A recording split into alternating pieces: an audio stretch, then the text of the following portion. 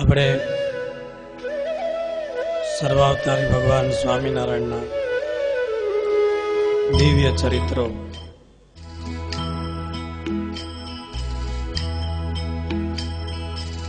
આ ધનુર્માસની પવિત્ર કથામાં સાંભળી રહ્યા છીએ.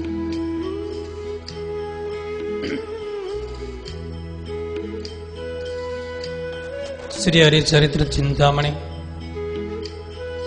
અને ભૂમાનંદ સ્વામી કૃત બાળ લીલાઓ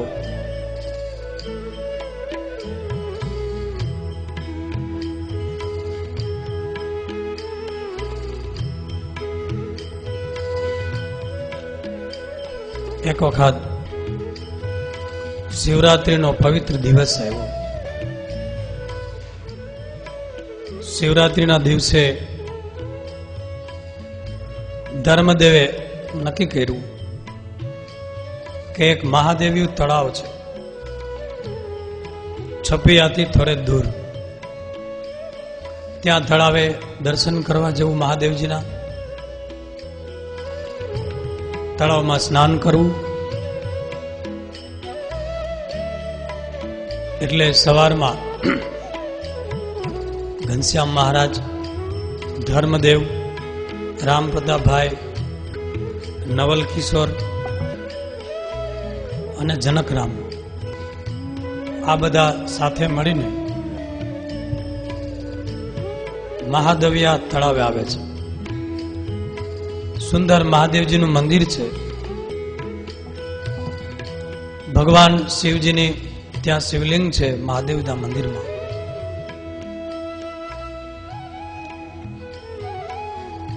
તળાવને કિનારે એક પીપળાનું વૃક્ષ છે. બધાએ પીપળાના વૃક્ષ નીચે વટા ઉપર પોતાના વસ્ત્ર મૂક્યા અને તળાવમાં સ્નાન કરવા માટે જાય છે. ઘણા બધા પરિવારજનો છે.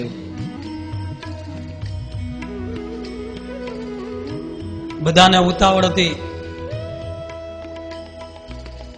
કે શિવરાત્રીનો દિવસ છે એટલે બહુ ભીડ થઈ જશે, તો જલ્દી જલ્દી સ્નાન કરી અને મહાદેવજીની મંદિરે પહોંચી જવું. ઘનશ્યામ મહારાજ તો નિરાતે સ્નાન કરતા હતા, પણ આગળ બધા રામપ્રતાપભાઈ ને બીજા સંબંધીઓને જલ્દી સ્નાન કરી અને મહાદેવજીને દર્શને પહોંચે છે. જળના લોટા ભરેલા છે મહાદેવજીનો અભિષેક કરવા માટે. અને ઘનશ્યામ મહારાજ તો સૌની પાછળ રહી ગયા.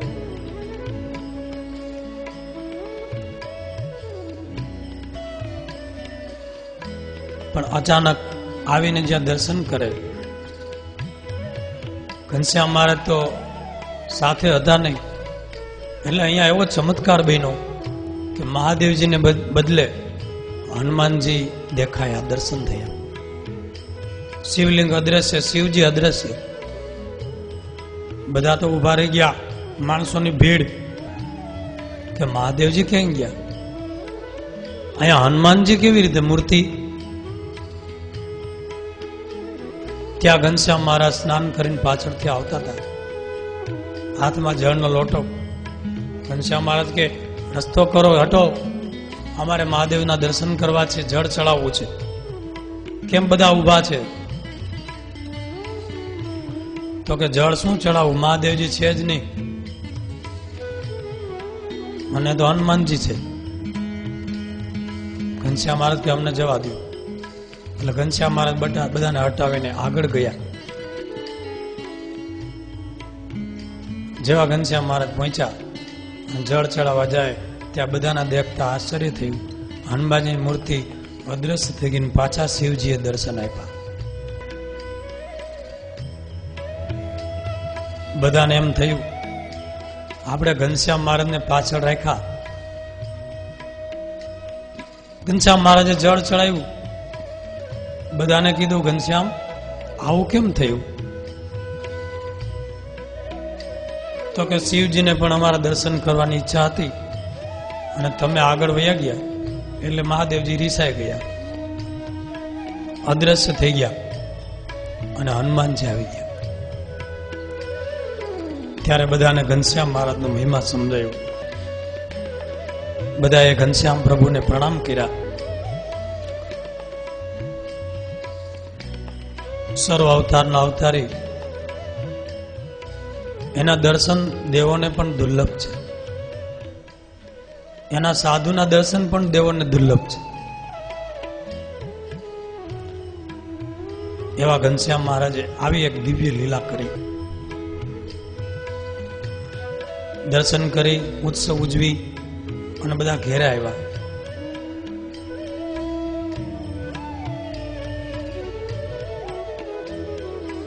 જમવાનો સમય થયો. સુવાસીની ભાભીએ રસોઈ બનાવી હતી, પણ રસોઈ બનાવતા પહેલા ઘનશ્યામ મહારાજને અને રામપદાભાઈને કીધું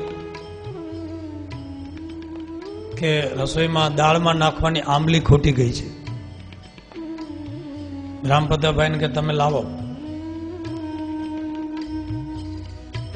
ઘનશ્યામ મહારાજ સાંભળીને બોલ્યા કે આંબલી લાવવાનું કામ તો અમારું, આજે સાંજ સુધીમાં આંબલી આવી જાય.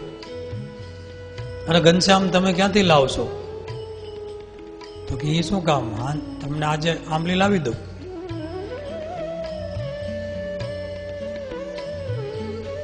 એટલે ઘનશ્યામ મહારાજ તે દિવસે તો જે રસોઈ બની હતી એ જમ્યા.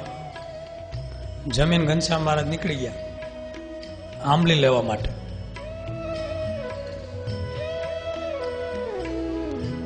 હવે ત્યાં એક જે ચરિત્ર બને છે, આંબલી રામપદાભાઈના સસરા બળદેવ પ્રસાદ, એમને ખેતરમાં ઘણી આંબલી હતી અને બાજુમાં જ એમનું ગામ. એ બળદેવ પ્રસાદને 4 ભાઈઓ હતા, ભાગીરથ, ભેલાઈરામ અને રૂપધર અને બળદેવ પ્રસાદ. આંબલી બરાબર પાકી ગયેલી એટલે 4 ભાઈઓ ખેતરે આંબલી ઉતારવા આવ્યા હતા.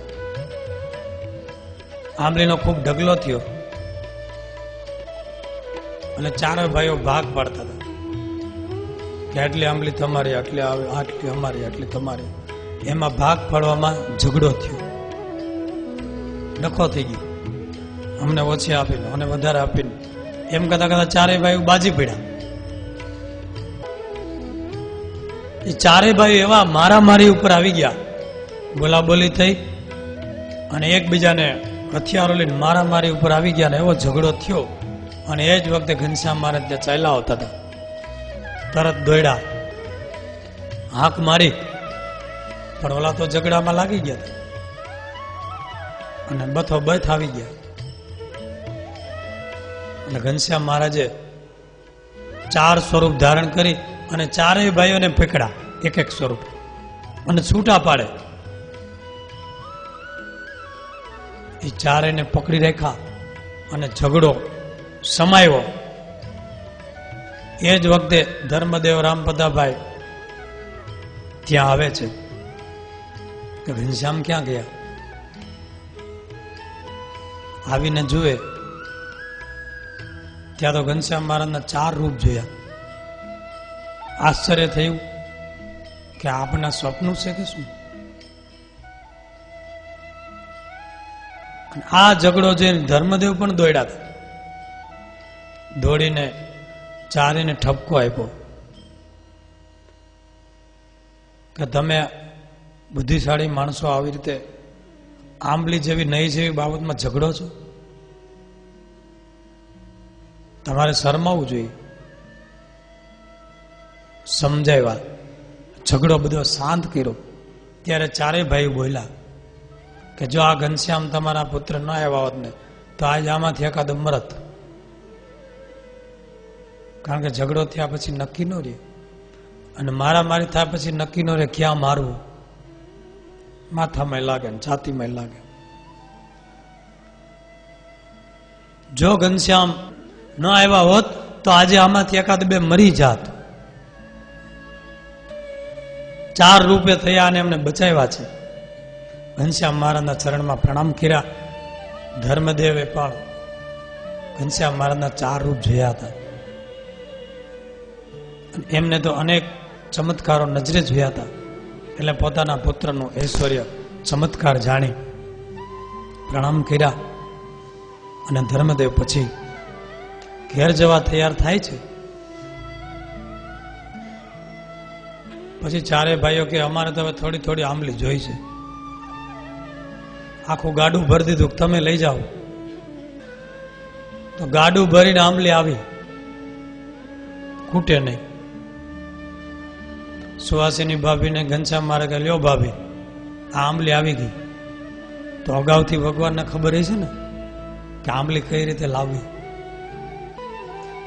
ઘનશ્યામ મહારાજને પણ સુવાસીની ભાભીએ પ્રણામ કર્યા. ઘનશ્યામ, આ તો તમારો ચમત્કાર છે, આટલી બધી આંબલી ક્યાંથી આવે?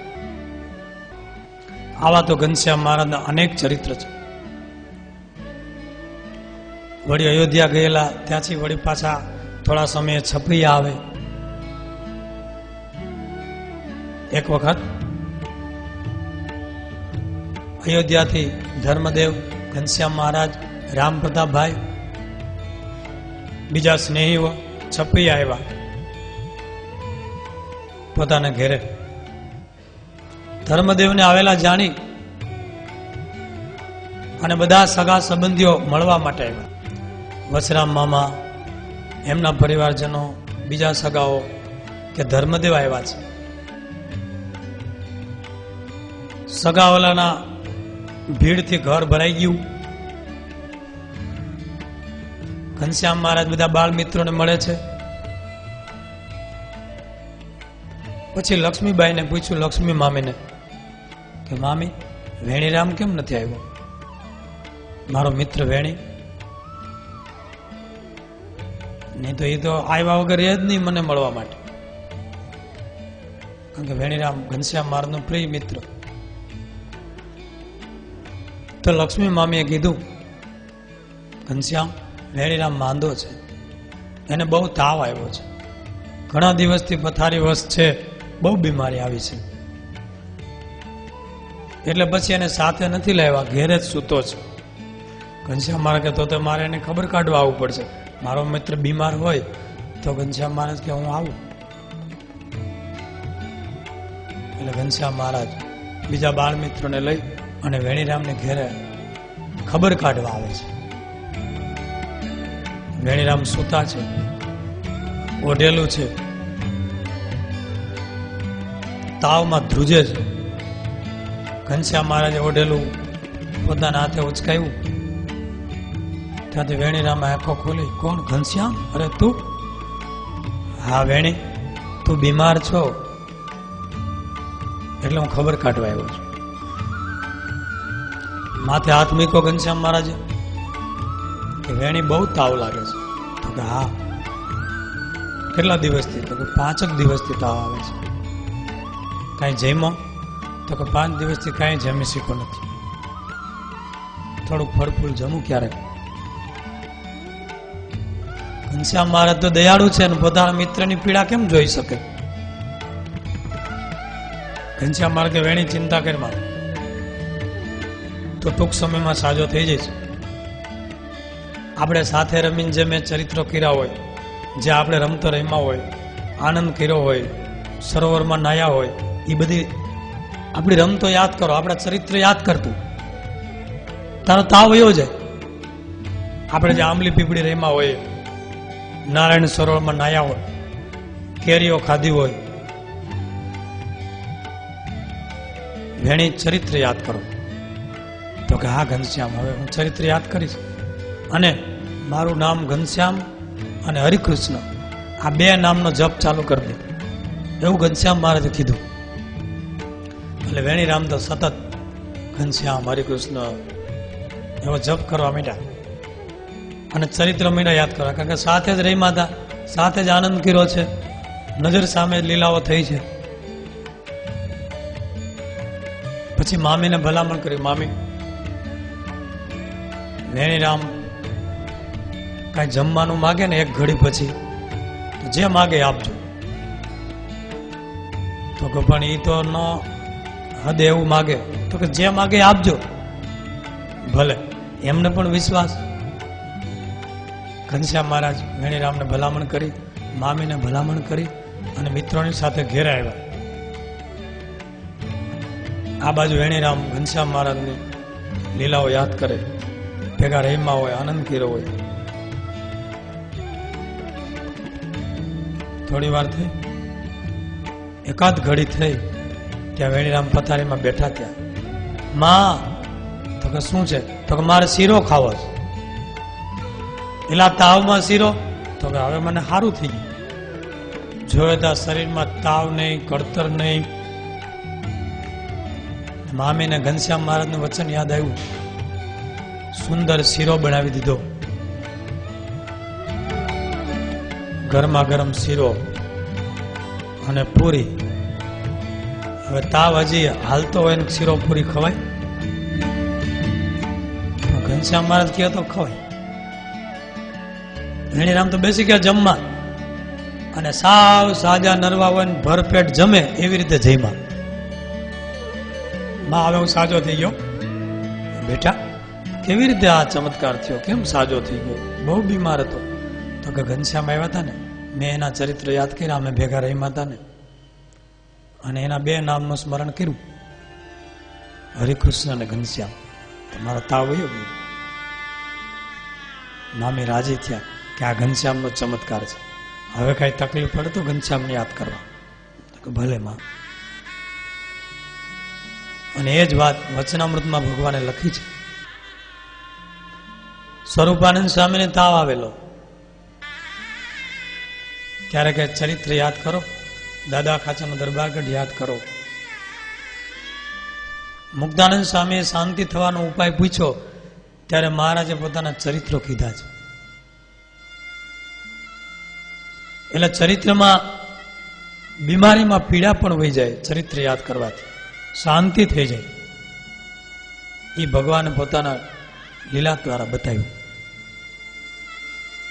ફરી પાછા અયોધ્યા આવ્યા. એમાં એકવાર ઘનશ્યામ મહારાજ સૂતા હતા. સુવાસીની ભાભી ઘનશ્યામ મહારાજ, ઘનશ્યામ જાગો, સમય થઈ ગયો. ઘનશ્યામ મહારાજ કે ભાભી, આજ નથી જાગવું. કે કેમ? જાગીને આમ આંખો ખોલી, ત્યાં જમણી આંખ એકદમ લાલ જોઈ. સુવાસીની ભાભી કે અરે ઘનશ્યામ, આ તમારી આંખ લાલ કેમ છે? તો કે ભાભી બહુ ખટકે છે, બહુ દુખે છે, જમણી આંખ લાલ થઈ ગઈ છે. અરે ભાઈ, લાવા હું તમને અંજન આંજી દઉં, ખૂબ સરસ અંજન છે, તમારી આંખને ટાઢક થશે. તો કે હા ભાભી, આંજી દો તો સારું. એટલે ભાભીએ અંજન જમણી આંખમાં આંજ્યું. અંજન આંજ્યું એટલે આંખમાં ટાઢક થઈ. ઘનશ્યામ મહારાજ કે ભાભી બહુ સરસ, ઠંડક થઈ ગઈ, હવે ખટકતી બંધ થઈ ગઈ. આ જમણી આંખમાં આંજો. તો કે એમાં ક્યાં કઈ દુખે છે? તો કે તોય આમ ટાઢી થઈ જાય એવું છે, આંજો.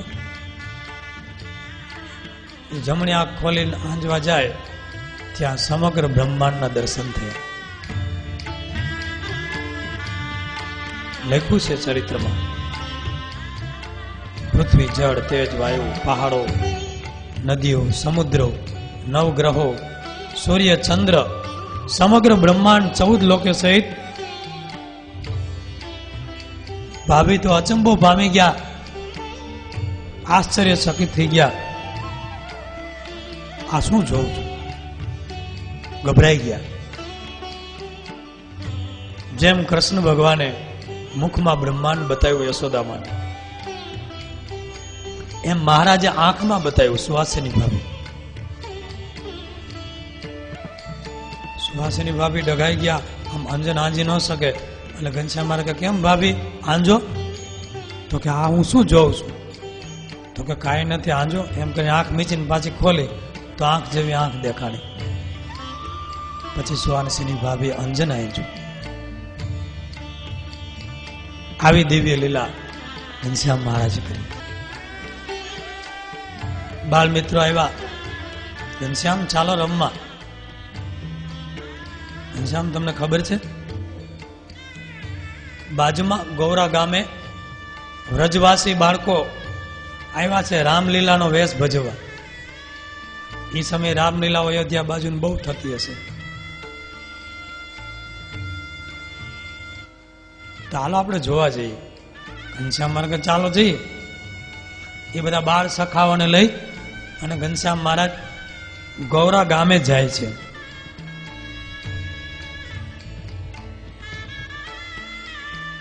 ખાપા તળાવડી આવ્યા પેલા આજુબાજુના વનમાં સુંદર ચંપાના ફૂલો, કદમના વૃક્ષો, કેવડાના ફૂલ બહુ સુગંધીમાન હતા. જોઈને ઘનશ્યામ મહારાજે કીધું ચાલો ચાલો આપણે ફૂલ વીણી લઈએ. બધા બાળકો ફૂલો મીંડા વીણવા અને ફૂલની સુંદર માળાઓ બનાવી. અને બધા બાળકોએ ઘનશ્યામ મહારાજને ફૂલના શણગાર કર્યા છે. ફૂલના હાર, ગજરા ઘનશ્યામ મહારાજને ધરાવ્યા. ઘનશ્યામ મહારાજે પણ બધાના હાથમાં ફૂલ આપ્યા. રમતા આનંદ કરતા ખાપા તળાવડીથી આગળ ચાલ્યા અને ગૌરા ગામે આવ્યા. સાંજ પડી ગઈ હતી. સાંજે રામલીલા જોઈને પછી જઈએ. આખું ગામ જોવા માટે ભેગું થયેલું.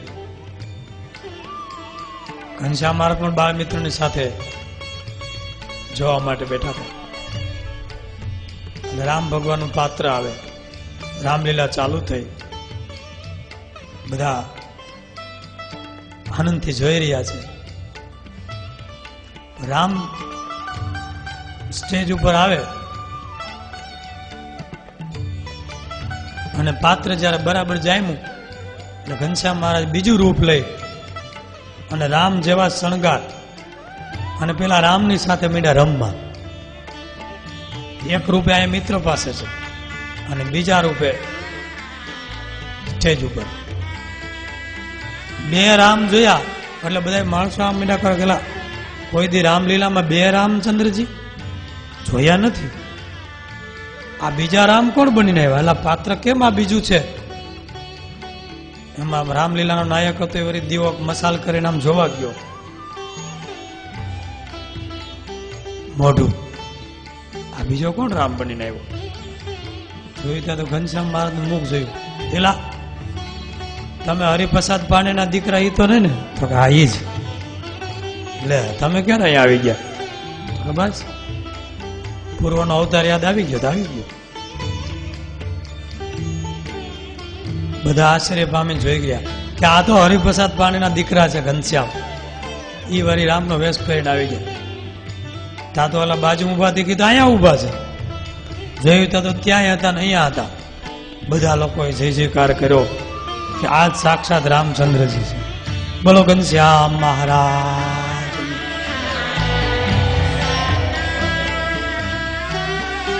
પછી તો રામલીલા હાલી ઘડી. બધા ઘનશ્યામ મહારાજને પ્રણામ કર્યા. ખેલ પૂરો થયો એટલે બે રૂપ એક થઈ ગયા. ઘનશ્યામ મહારાજ હાલો હવે એ રામલીલા ભજવી. બહુ મહારાજે ચરિત્રો કર્યા છે આનંદપુર. આપણે સાંભળાનો એવા સુંદર ચરિત્રો કર્યા છે.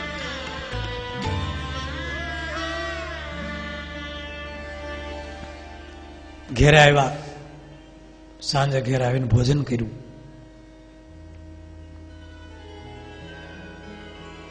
સાંજે દરરોજ આરતી, સ્તુતિ, પ્રાર્થના કરે અને દરરોજ રાત્રે પિતા ધર્મદેવની પાસે બેસે.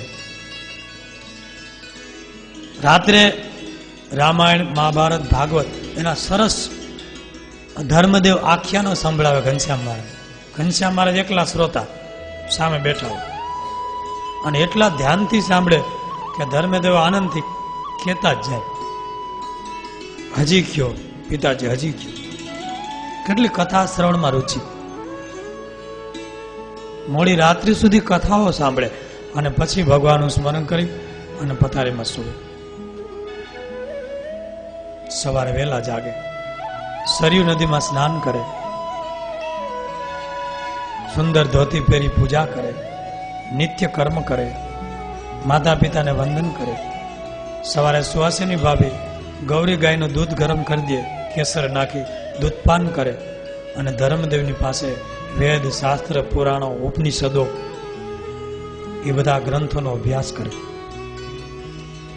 અને પોતે પાછા શાસ્ત્રનો સારનો ગુટકો બનાવે. અધ્યયન પૂરું થાય એટલે આખી અયોધ્યામાં દર્શન કરવા માટે નીકળે મિત્રોની સાથે. એકો એક મંદિરો, કાલે કહ્યું એમ 300 થી પણ વધુ મંદિરો અયોધ્યામાં દરરોજ દર્શન કરવાનો નિયમ. બધે મંદિરે જાય અને સાંજે હનુમાનગઢીએ અચૂક આવે. આરતી સ્તુતિ પણ હનુમાનગઢીએ કરીને પછી ઘેરે આવે.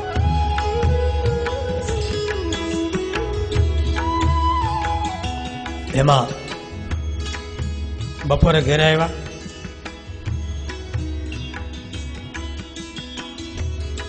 મિત્રોની સાથે જન્મસ્થાનકનો કૂવો છે, એની બાજુમાં સુંદર આંબલીનું વૃક્ષ, બીજા પણ અનેક વૃક્ષ છે. ત્યાં ચોતરો છે એટલે ઓટો, તેની ઉપર ઘનશ્યામ મહારાજ બેઠા. ભક્તિ માતાએ સરસ ટોપી પહેરાવી છે, ફૂલના હાર છે, હાથમાં છડી છે, સરસ મોજડી છે. મિત્રોની સાથે બેઠા બેઠા આનંદ કરે છે. એવામાં કાશીના ભણેલા 2 સંન્યાસી અને એક બ્રહ્મચારી ધર્મદેવને ઘેરે આવ્યા. બહુ મહાપંડિત પ્રકાંડ, 12 વર્ષ સુધી સંસ્કૃતમાં ડિગ્રીઓ ઉપર ડિગ્રીઓ ચડાવી દીધી. ધર્મદેવ પણ એવા જ પંડિત વિદ્વાન. એટલે ધર્મદેવની સાથે થોડી શાસ્ત્ર ચર્ચા કરવા આવ્યા. ધર્મદેવે સ્વાગત કર્યું, ભોજન કર્યું, અતિથિ સત્કાર કર્યો, આસન આપ્યા, બેસાડ્યા, થોડી ચર્ચાઓ થઈ. ઘનશ્યામ મહારાજ તો બહાર બેઠા બેઠા આનંદ કરતા હતા અને જોતા હતા.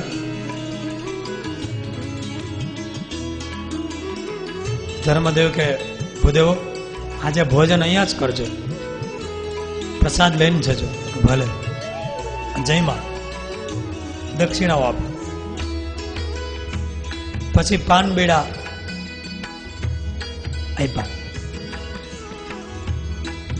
એટલે પાન બીડા લીધા ને પાન બીડા ચાવતા ચાવતા ચોકમાં આટા મારતા હતા.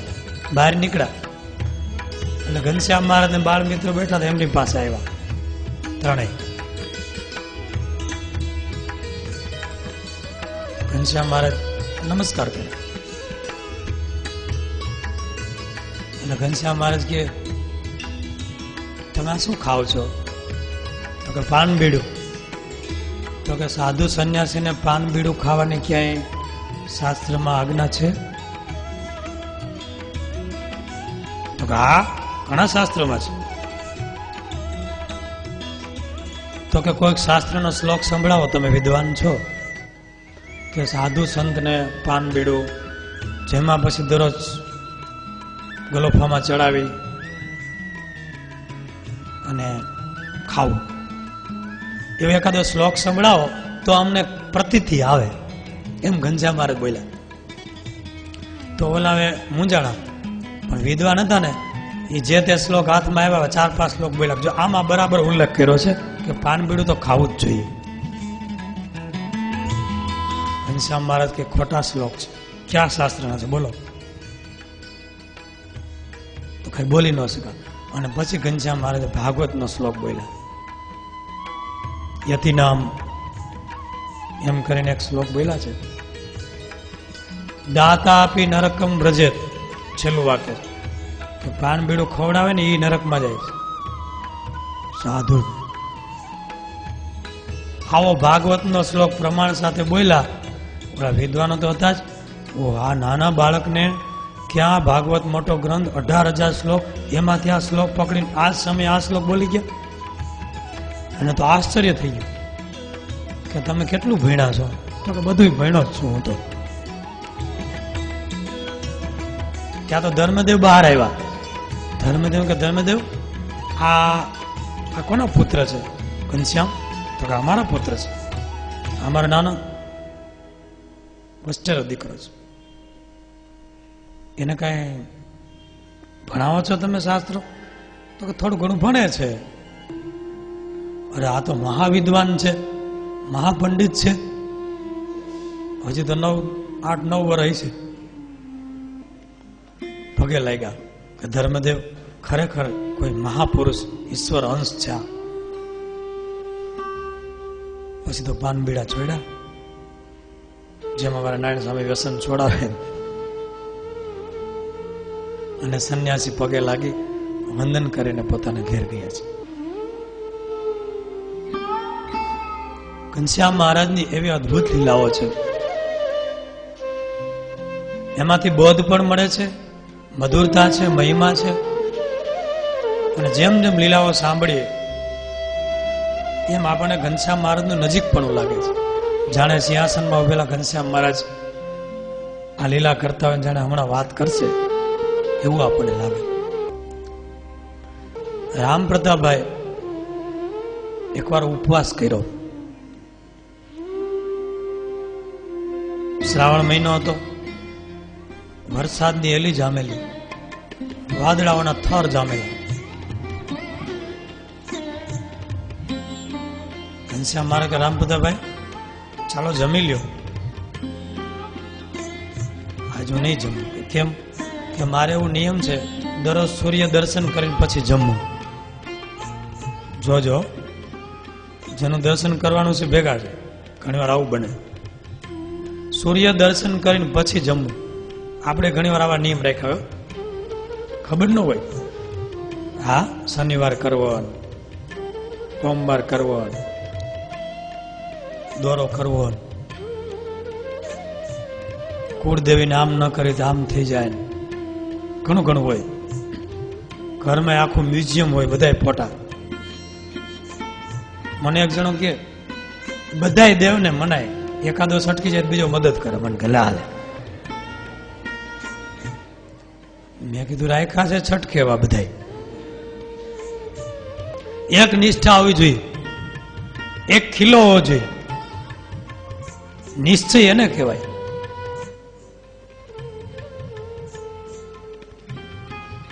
બાકી હાથમાં કઈ ન આવે, આખી જિંદગી ભજન કરીએ તો. રામ ભદ્રભાઈ ને એવું નિયમ લ્યો. શું? સૂર્યના દર્શન કરી પછી જમવું. હવે શ્રાવણ મહિનાનું વાદળાનું થર જામી ગયા હોય, સૂર્ય દેખાય નહીં તો ઉપવાસ કર્યો. ઘનશ્યામ મહારાજ કે મોટા ભાઈ શ્રાવણ મહિનામાં વાદળા ન દેખાય, અને સૂર્ય ન દેખાય, વાદળા બહુ, જમી લ્યો. તો કે બીજે દી નહીં દેખાય તો કે તો બીજે દી નહીં જમવું. નિયમ. તો બીજે દી સૂર્ય ન દેખાણો, બીજે દીનો ઉપવાસ. ઘનશ્યામ મહારાજ કે જમી લ્યો મોટા ભાઈ, ऐसे સૂર્યનારાયણ ક્ષમા કરે, જમો. નિયમ. ત્રીજે દી ઉપવાસ થયો, ચોથે દી ઉપવાસ થયો. ચરિત્રમાં લખ્યું છે 12 ઉપવાસ થયા ઉપરા ઉપરી. એની દ્રઢતાને ધન્યવાદ દેવા પડે. નિયમ. એમાં ઘનશ્યામ મહારાજ ઓટા ઉપર બેઠા હતા, મિત્રો બધા બેઠા હતા, આનંદ કિલોલ થતો હતો. ત્યાં રામપદભાઈ હવે 12 ઉપવાસ થયા એટલે પછી બેટરી ડાઉન તો થઈ જાય ને. હાવ લંગાઈ ગયેલા, કરમાઈ ગયેલું મુખ. અને ઘનશ્યામ મારા પાસે આવ્યા. ઘનશ્યામ મારા કે મોટા ભાઈ તમે આવો આકરું નિયમ રાખ્યું છે, 12 ઉપવાસ કર્યા, તો તમારે શું ફળ મેળવવાની ઈચ્છા છે? એવું બધું એ તો કયો અમને. તને ન કહેવાય.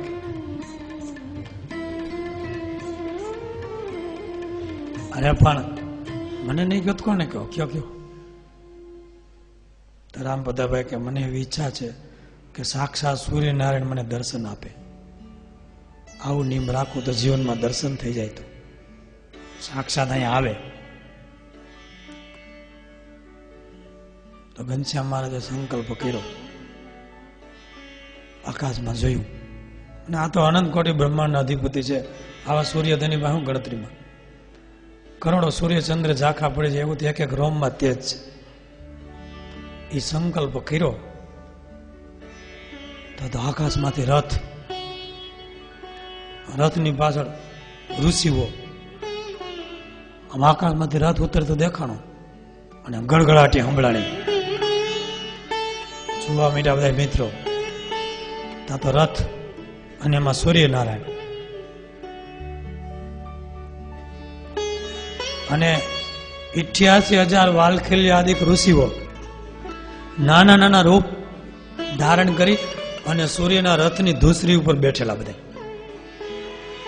કેમ? તો કે સૂર્યના ઉપાસકો હતા એટલે સૂર્ય લોકમાં ગયા. રથની ધૂસરી ઉપર બેઠેલા આમ જેમ આમ કીડિયારું ઉભરાણું એમ, અને સૂર્યનારાયણ સામે સ્તુતિઓ કરે. રથ આવ્યો. રામ પ્રતાપભાઈ કે આ શું છે? ઘનશ્યામ આ શું? તો કે તમે કહેતા ને સૂર્યનારાયણના દર્શન કરી પછી જમવું. આવ્યા, અમે સંકલ્પ કર્યો છે આ સૂર્યનારાયણ કે દર્શન કરી લ્યો જમી લ્યો, પારણા કરો હવે. એટલે રામ પ્રતાપભાઈ હાથ જોડ્યા,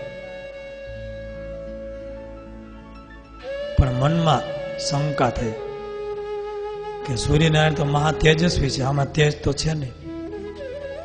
આકાશમાંથી આવ્યા તોય શંકા થઈ કે તેજસ્વી તો રૂપ છે ને, ઓલું તો અંજય જેવું રૂપ હોય.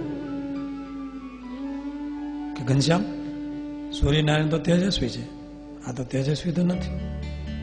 તો ઘનશ્યામ મારે જો તેજસ્વી છે. આમ જોયું તો તેજ, ચારે બાજુ તેજ ના કિરણો, આખું અંજાઈ ગઈ. અને એવું રૂપ જોયું, બ્રહ્માંડમાં પ્રકાશ છવાઈ ગયો.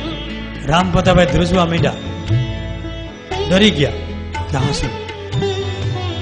ઘનશ્યામ માર્ગ દર્શન કરી લ્યો. એવું વિરાટ સૂર્યનારાયણ રૂપ જોયું.